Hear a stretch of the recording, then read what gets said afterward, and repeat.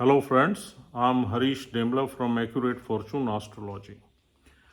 दोस्तों आज की वीडियो में हम आपको बताएंगे कि जेमिनी असेंडेंट में यदि मून की प्लेसमेंट सेकंड हाउस में हो जाए तो हमें क्या रिजल्ट्स मिलेंगे, या यूं कहना चाहिए कि मिथुन लगन में चंद्रमा अगर दूसरे भाव में बैठ जाए तो हमें क्या फल मिलेंगे। देखिए दोस्तों, मून बहुत ही डेलिकेट प्लैनेट है और वेल्थ का कारक है, माँ का कारक है, दूध का कारक है और हमारे माइंड और इमोशंस का कारक है प्राइमरीली। अब सेकंड हाउस में मून की अपनी साधारण राशि पड़ी हुई है, 4 नंबर राशि मून की अपनी राशि है। लेकिन मून की जो मूल त्रिकोण राशि है वो 2 है, 2 नंबर, जो कि 12वें घर में पड़ी हुई है। अब यहाँ 4 नंबर राशि में मून है तो अपनी राशि में ही, लेकिन यहाँ पर नक्षत्र जो है थोड़े से मून के एनिमी नक्षत्र मिलते हैं इस राशि में। एक नक्षत्र पुनर्वासु का चौथा चरण मिलता है, सिर्फ एक ही चरण। बाकी पुष्य नक्षत्र है जो शनिदेव का है, जिसके चारों चरण मिलते हैं। और फिर पुष्य के बाद आश्लेषा नक्षत्र है, उसके भी चारों चरण मिलते हैं। तो यूं कहना चाहिए कि अगर 0 डिग्री से लेके 3.2 डिग्री तक मून है तो ये आपको पुनर्वासु नक्षत्र में मिलेंगे, उसके चौथे चरण में मिलेंगे। और अगर ये 3.2 डिग्री से 16.4 डिग्री तक हैं तो फिर आप इन्हें पुष्य नक्षत्र में देखोगे, जो कि शनिदेव का है। नक्षत्र बहुत अच्छा है पुष्य नक्षत्र, लेकिन शनिदेव उसके मालिक हैं, तो शनिदेव का कोई भी नक्षत्र थोड़ा टफ नक्षत्र रहता है, जिसके रिजल्ट्स काफ़ी मेहनत करने के बाद मिलते हैं और लेट मिलते हैं। हालांकि जो डिटी है पुष्य का वो जुपिटर ही है, जो कि मून का फ्रंट प्लैनेट है। और तीसरा नक्षत्र है आश्लेषा, जो सर्पों का नक्षत्र है और नागदेव इसके डिटी हैं, नागा। और ये नक्षत्र थोड़ा सा खराब माना जाता है, छुपा हुआ सीक्रेटिव माना जाता है। बुध देव का नक्षत्र है, बुध देव का ही ये लगन है, तो इस नक्षत्र में भी चंद्रमा बहुत ज़्यादा कंफर्टेबल नहीं रहते, क्योंकि शनि के और बुध के नक्षत्र में इसलिए कंफर्टेबल नहीं रहते क्योंकि ये दोनों एनिमी प्लैनेट्स हैं मून के। अब देखिए, सिर्फ एक छोटा सा पोर्शन, यानी कि अर्ली डिग्री में अगर चंद्रदेव बैठे हुए हैं तो गुरु के नक्षत्र में होंगे, जो अच्छा है, ऑस्पिशियस है। लेकिन बाकी 8 नक्षत्र जो है, 8 चरण जो है, वो शनिदेव और बुध देव के हैं, 4-4। तो इसलिए ये प्लेसमेंट हम ब्लाइंडली नहीं कह सकते बहुत अच्छी है, क्योंकि लगन लॉर्ड जो दूसरे घर का लॉर्ड है चंद्र, वो अपनी ही राशि में बैठा हुआ है, दूसरे घर में बैठा हुआ है। घर, दूसरा घर मारक होता है, लेकिन वेल्थ का घर है, फैमिली का घर है, एसेट्स का घर है, फैमिली लीनिएज का घर है। और यहाँ से हम एक्यूमुलेटेड वेल्थ देखते हैं, एसेट्स देखते हैं, और स्पीच पैटर्न देखते हैं, यानी कि हमारी वोकल कॉर्ड का भी यही हाउस है, हमारे फेस का हाउस है ये। और चंद्र रोशनी का कारक है, इसका संबंध कई आंखों से भी है, right brain and right I, हम इसी घर से देखते हैं। और मोस्ट इंपॉर्टेंटली यहाँ से फैमिली की लीनेज और वेल्थ और एसेट्स देखते हैं। और यानी कि चंद्र जिन चीज़ों का कारक है वो भी चीज़ें हम देखेंगे, माँ का कारक है, माँ को देखेंगे, इमोशंस और माइंड का कारक है, इनको भी देखेंगे। तो अब यहाँ पर आपको इस प्लेसमेंट को सही स्टडी करने के लिए आपको बुध की प्लेसमेंट और नक्षत्र जिसमें चंद्रदेव बैठे हुए हैं, उस नक्षत्र के लॉर्ड की प्लेसमेंट देखना बहुत ज़रूरी है, ये जानने के लिए कि ये चंद्र हमें कितना ब्लेस करेगा और कब करेगा।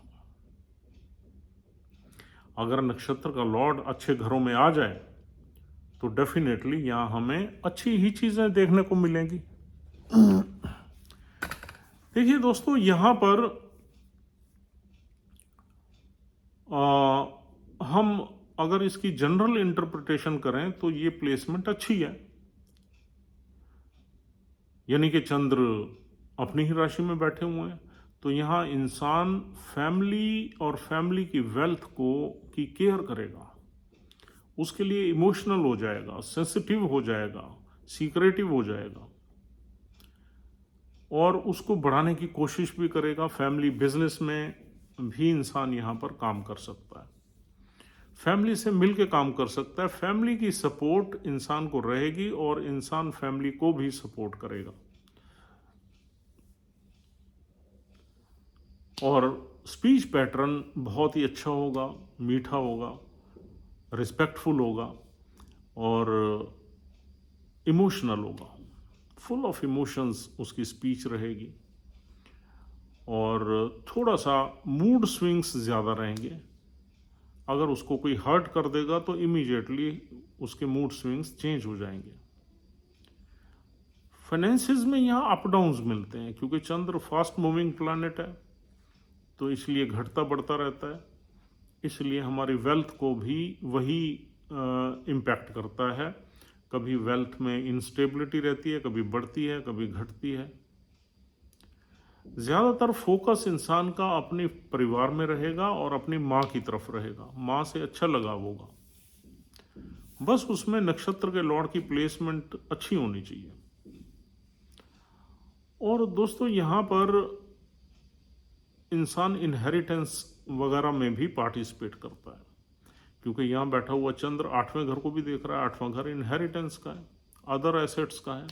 अपने इन लॉज से भी इंसान एक्सपेक्ट करता है कि वो उससे प्यार करें, उसकी रिस्पेक्ट करें और वहीं से उसको खुशी मिले। तो उसके लिए वो एफर्ट्स भी करता है, क्योंकि moon is a very delicate planet.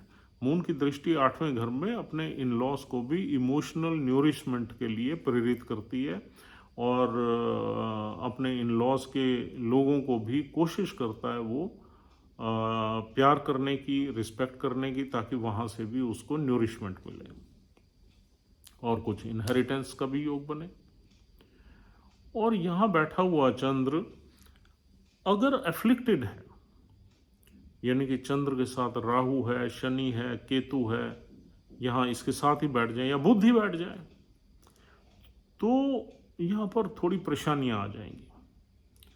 बुध के बैठने से वेल्थ के योग तो ठीक रहेंगे, लेकिन मेंटल स्ट्रेस बढ़ जाएगा, टेंशन बढ़ जाएगी। और शनि अगर साथ में बैठ जाए तो यहाँ पर मन जो है हमारा, एक मन कहते हैं ना, मन बहुत ही एक फ्री बर्ड है, कुछ भी सोचता है। तो शनि इसको रिस्ट्रिक्ट कर देते, एक बाउंड्रीज में आदमी सोचना शुरू कर देता है, उसकी एक कन्फाइनमेंट हो जाती है। जैसे एक किसी पक्षी को आप पिंजरे में डाल दो, जो वो फड़फड़ाता है, बस वही हालत हो जाती है जब शनि चंद्र के बहुत नजदीक बैठ जाते हैं।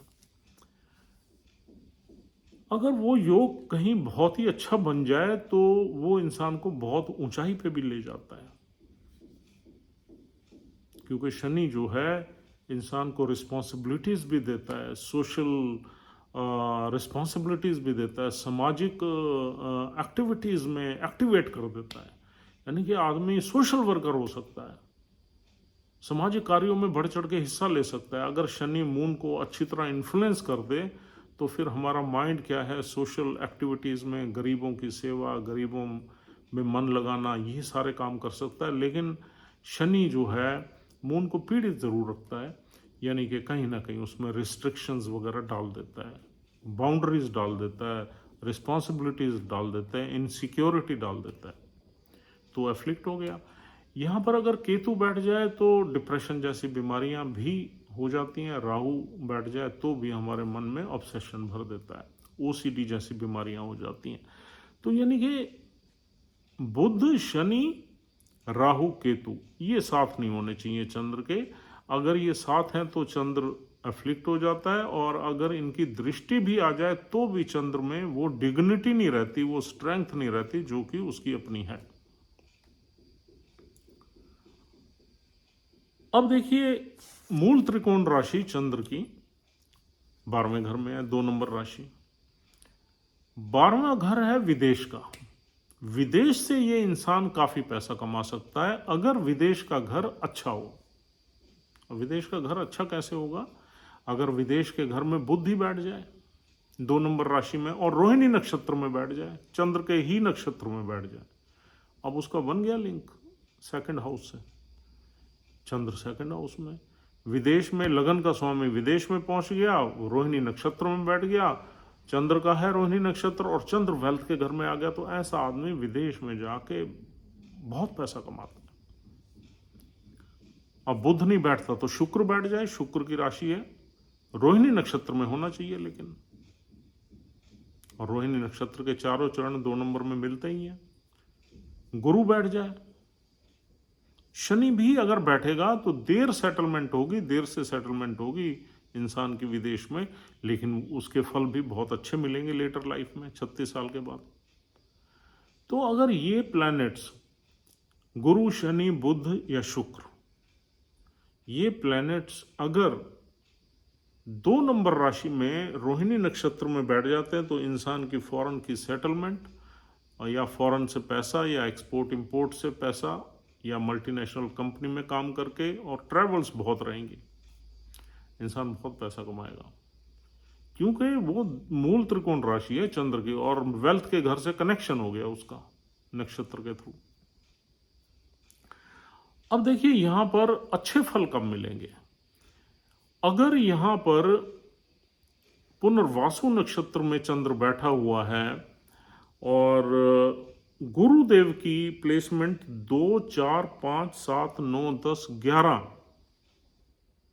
2, 4, 5, 7, 9, 10, 11 भाव में आ जाए, इन भावों में से किसी भाव में आ जाए तो आपको बहुत अच्छे रिजल्ट्स मिलेंगे, यहाँ वेल्थ से रिलेटेड, प्रोफेशन से रिलेटेड, फैमिली से रिलेटेड।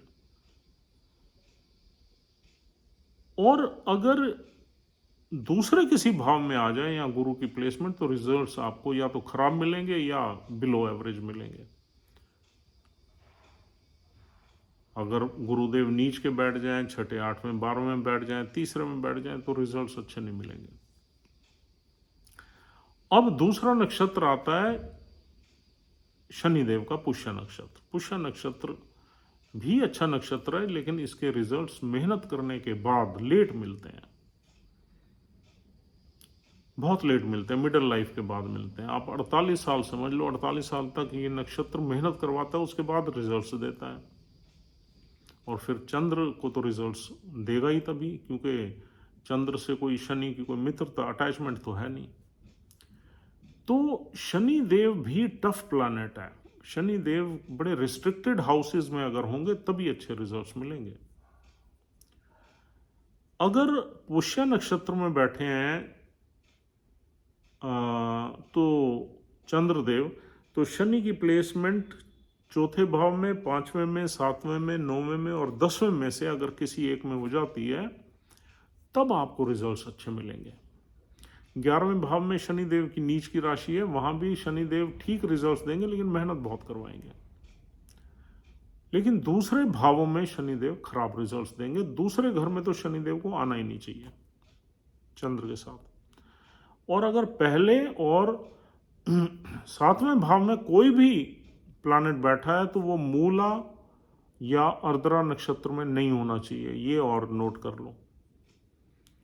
अगर 7वें भाव में हमने बोला है अच्छे रिजल्ट्स देगा प्लैनेट, लेकिन 7वें भाव में मूला नक्षत्र में नहीं होना चाहिए।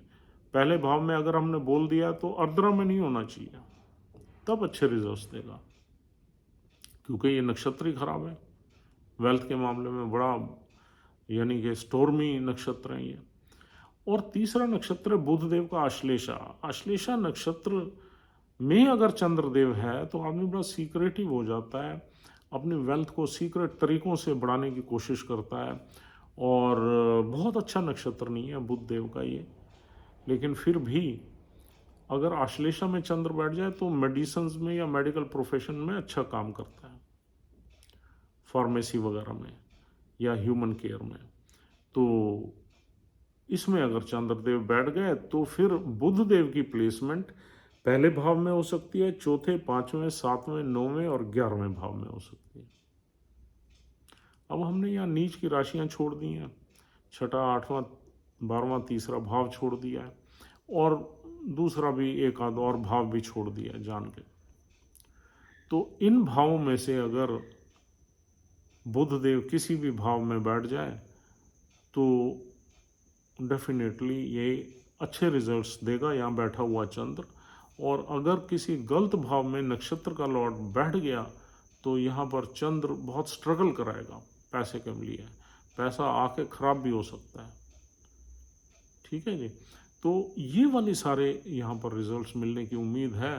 तो मुझे लगता है कि हमने काफ़ी कुछ कवर कर लिया है।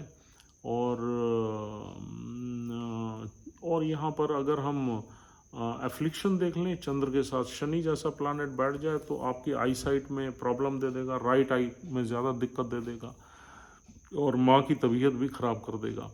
और ऐसे ही केतु राहु बैठ जाए तो भी हमें अच्छे रिजल्ट्स नहीं मिलते। केतु बैठने के साथ तो आइस में ज़रूरी दिक्कत आती है, और फेस में कोई ना कोई दाग धब्बा ये भी आ जाता है।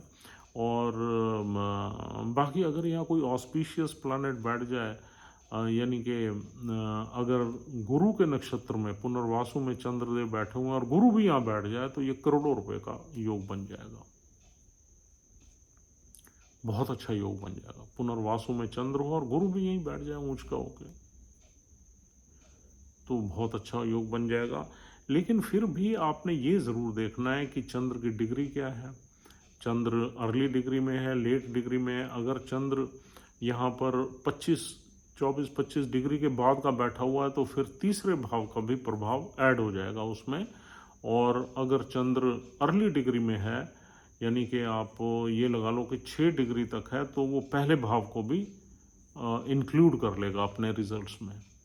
और अगर गुरु के नक्षत्र में है पुनर्वासु में तो जुपिटर अगर 5 डिग्री के आसपास है तो बहुत ही ऑस्पिशियस रिजल्ट देगा, क्योंकि 5 डिग्री में जुपिटर एग्जॉल्ट हो जाते हैं, डीपेस्ट एग्जॉल्टेशन हो जाती है उनकी।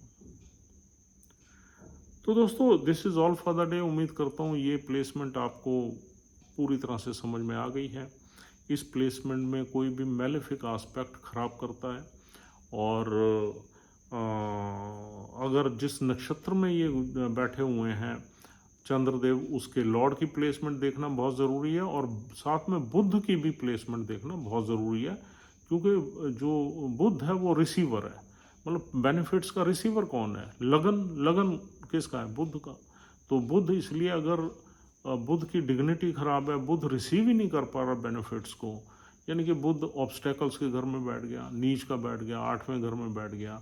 अब क्या है कि बेनिफिट्स अगर चंद्र यहाँ देने की कोशिश भी करेगा लेकिन बुध उसको ले ही नहीं पाएगा, क्योंकि बुध खुद ऑब्स्टेकल्स के घर में फंसा हुआ, उसका ध्यान ही नहीं है वहाँ उस घर की तरफ। तो इसलिए लगन का मजबूत होना, लगन का अच्छे घर में होना बहुत ज़रूरी है आपके ये इन योगों के, वेल्थ के योगों को पूरी तरह से भोगने के लिए या एक्सेप्ट करने के लिए। बाकी ये वाला चंद्र इंसान को रिलीजियस माइंडेड बनाएगा, इमोशनल बनाएगा। थोड़ा आदमी अपने वर्ड्स पे ज़्यादा स्टैंड नहीं करता। आज आदमी के दिमाग में कुछ चल रहा है, कल कुछ चल रहा है, तो वो ज़्यादा अपने वर्ड्स पे, अपने कमिटमेंट्स पे स्टैंड कम करता है यहाँ पर, क्योंकि मून जो है बहुत ही फास्ट मूविंग प्लैनेट है। तो माइंड में कुछ भी आ जाए तो माइंड एकदम चेंज हो जाता है इंसान का। और बाकी फैमिली ऐसे लोगों की बड़ी होती है, एग्रीकल्चर लैंड से कनेक्शन होता है, कुछ पैतृक लैंड से कनेक्शन होता है, पेरेंट्स के पास कुछ ना कुछ ज़मीन जायदाद पुरानी मिलती है, क्योंकि बेसिकली मून एग्रीकल्चर के घर का लॉर्ड है। और आदमी थोड़ा इमोशनल होता है, ह्यूमन टच होता है, और आश्लेषा में हीलिंग एक्टिविटीज़ में अच्छा काम करेगा, और पुनर्वासु में फाइनेंस और वेल्थ में अच्छा काम करेगा, और पुष्य नक्षत्र में न्यूरिशमेंट में अच्छा काम करेगा। पुष्य नक्षत्र भी कहीं ना कहीं न्यूरिशमेंट में या आपकी मेडिकल फैसिलिटीज़ वगैरह में या डॉक्टर वगैरह में ले जा सकता है, लेकिन उस केस में आप केतु को ज़रूर देखो। अगर मेडिकल प्रोफेशन में जाना है तो केतु की प्लेसमेंट अच्छी होनी चाहिए आपके चार्ट में, क्योंकि डॉक्टर बनाने वाले 2 ही प्लैनेट हैं, एक चंद्र है और एक केतु है। तो दोस्तों, this is all for the day. उम्मीद करता हूँ ये प्लेसमेंट आपको पसंद आई है। If you are liking our videos, please try to subscribe our channel immediately, so that you receive all our videos to learn astrology in a very smooth way. And take care of yourself and your family. We'll see you soon. Goodbye. Have a good time. Thank you.